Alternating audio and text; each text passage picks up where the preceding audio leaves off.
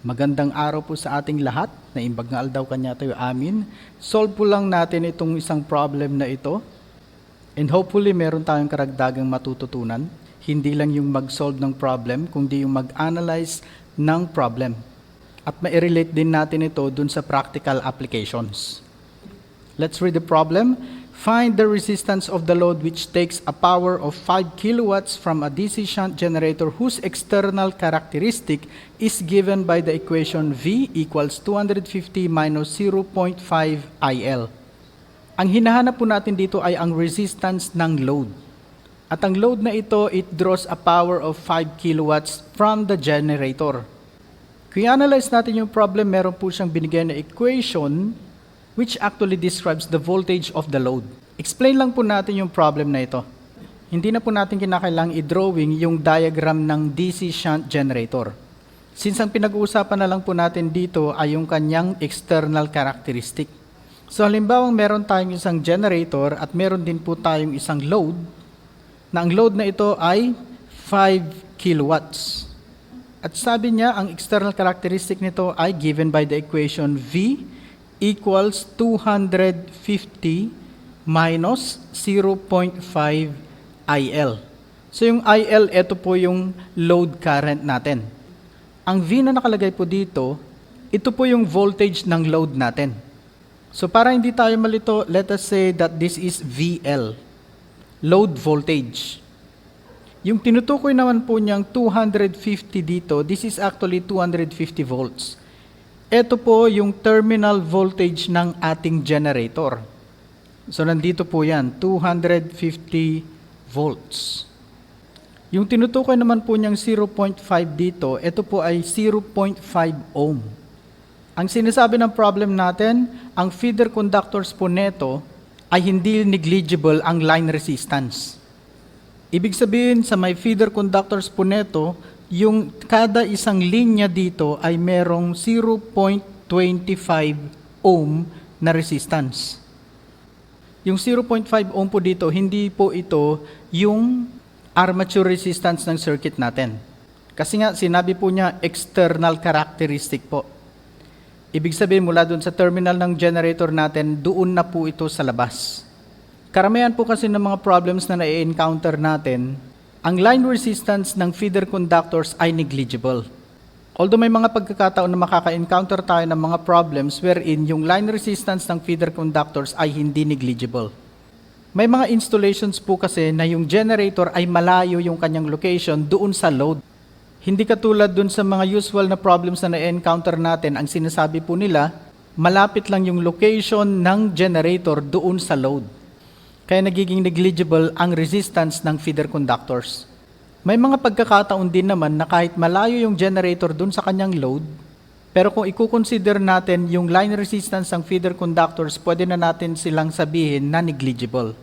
Although in actual operations, magkakaroon ng voltage drops dun sa mga feeder conductors natin. Lalo na kung ang generator ay naka-install malayo doon sa load. May mga pagkakataon na kinukonsider nating negligible na lang yung voltage drop doon sa linya dahil sobrang liit nga naman nung kanilang voltage drop. So halos walang pinagkaiba yung terminal voltage ng generator saka yung nare-receive na voltage ng ating load. Ngunit may mga pagkakataon na kung susukatin natin yung terminal voltage at saka yung voltage na nare-receive ng load natin at i-compare natin sila, pwedeng malaki yung kanilang difference. Gaya po sa problem na ito. Again, ang hinahanap po natin ay resistance ng load. Pero bago natin mahanap ito, hanapin muna natin yung value ng voltage ng load natin. Yung line current naman po, kung i-analyze natin yung problem, pwede po natin makuha yan from the formula power equals current times voltage. Cross-multiply lang po natin yung voltage dito sa may kabila. Magkakaroon tayo ng I equals P all over V. But since we are considering yung line current po neto, ibig sabihin this is also the power of the load and the voltage of the load. Take note na yung power ng load natin, that is 5 kilowatts or that is 5,000 watts. Divide this by the load voltage. Substitute lang po natin ito dito sa ating equation. We are going to have 250. Ang unit po nito ay volts. Ngunit para hindi tayo malito, tanggalin muna natin yung volts na ito.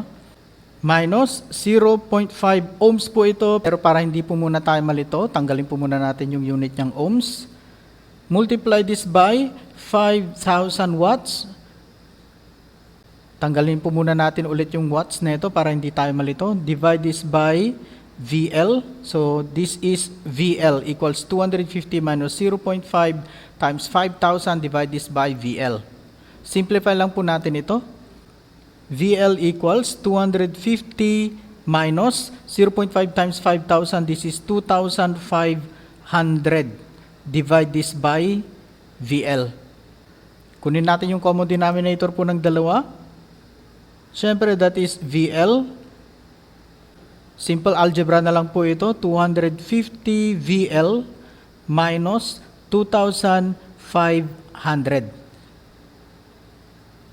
Next, cross-multiply po natin itong VL dito sa kabila. We are going to have VL squared equals 250 VL minus 2,500.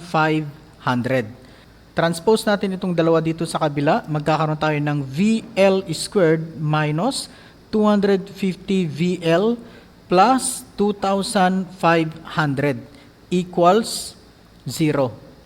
Para ma-solve po natin yung value ng VL, gamit po tayo ng quadratic equation.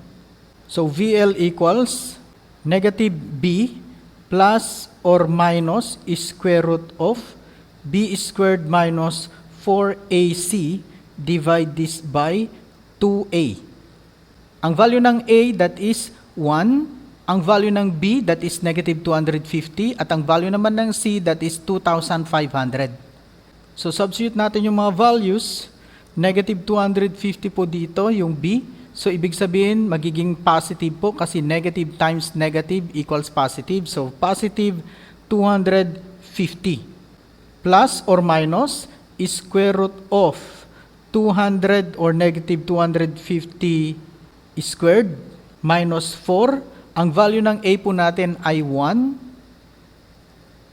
At ang value ng C natin ay 2,500. Divide this by 2 times 1. Meron po tayong plus or minus dito, pero kadalasan po natin kinukonsider ay yung kanyang plus. So simplify lang po natin ito. Ang value ng VL natin is 239.564 volts. Ang unit po natin dyan, that is voltage. Take note po na ang hinahanap po natin dito ay yung resistance ng kanyang load.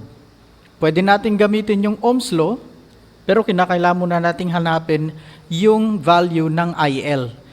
Pero pwede naman po nating idiretso using the formula for the power. This is equal to V squared all over R. Dahil given na po ng power, that is 5,000 watts, at saka yung voltage niya, ito po yan. Cross-multiply lang po natin yung dalawa. We have R equals V squared all over P.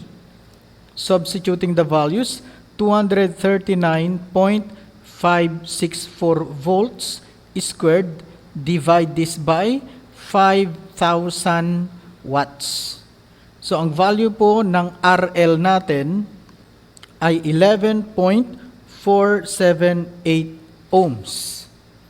Ipakita din natin yung value ng resistance na makukuha natin kung Ohm's law naman po ang gagamitin natin.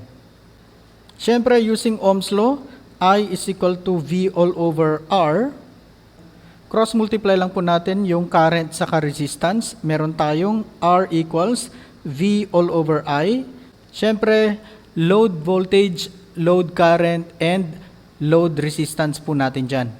Meron na tayong value ng load voltage, that is 239.564. Hanapin naman natin yung value ng kanyang load current.